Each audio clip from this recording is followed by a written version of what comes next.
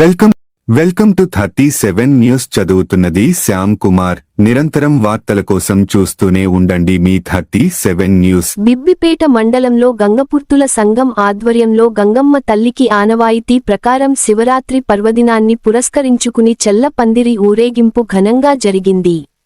కామారెడ్డి జిల్లా రిపోర్టర్ కొరివి నరసింహులు.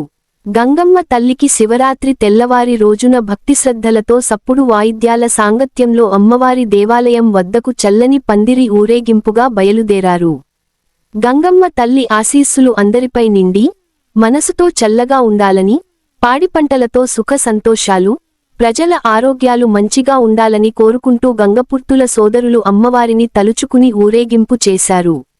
ఈ కార్యక్రమంలో గంగపుర్తుల సదర సంఘం సభ్యులు, గ్రామ పెద్దలు, ప్రజాప్రతినిధులు, మహిళలు, భక్తులు మంచి సంఖ్యలో పాల్గొన్నారు.